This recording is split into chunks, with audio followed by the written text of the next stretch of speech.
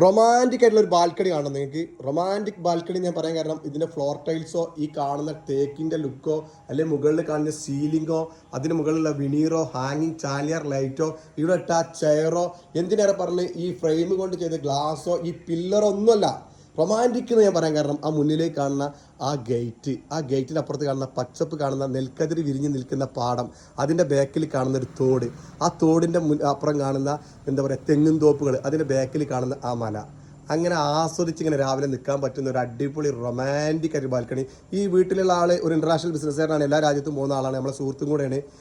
അദ്ദേഹം സംസുഖ. പക്ഷെ അദ്ദേഹത്തിന് വേൾഡിൽ എവിടെ പോയി കഴിഞ്ഞാൽ ഏറ്റവും കൂടുതൽ നൊസ്റ്റാൾജിയ ഈ സിറ്റ് ഔട്ടാണ്. ഇവിടെ രാവിലെ ഇങ്ങനെ വന്നിരുന്നു കഴിഞ്ഞാൽ ആ മലമ അങ്ങനെ കോടമഞ്ഞ്, ആ കുന്നും അങ്ങനെ കോടമഞ്ഞ് വന്നിരിക്കണേ കാണാൻ പറ്റും. ആ നടക്കാവിൽ നെയ്ത ഗേറ്റ് ഇങ്ങനെ കണ്ട് കാണും.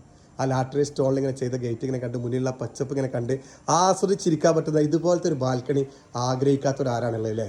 റൊമാൻറ്റിക് ബാൽക്കണി അല്ലേ? കുടുംബത്തിനോട് കൂടെ കൊച്ചു വർത്തമാനം പറഞ്ഞിരിക്കാൻ പറ്റുന്ന ഒരു രക്ഷയില്ലാത്ത ബാൽക്കണി. നിങ്ങൾക്ക് ഇഷ്ടമാവുകയാണെങ്കിൽ നിങ്ങളുടെ വീടിനും എത്ര ചെറിയ വീടാണോ എത്ര വലിയ വീടാണോ നമ്മളെ പ്രകൃതിയെ ആസ്വദിക്കാൻ പറ്റുന്ന രീതിയിലുള്ള ബാൽക്കണികൾ സെറ്റ് ചെയ്യാൻ ശ്രമിക്കുക. നിങ്ങളുടെ വീട് ഹാപ്പി ആവട്ടെ. Happy life. Thank you.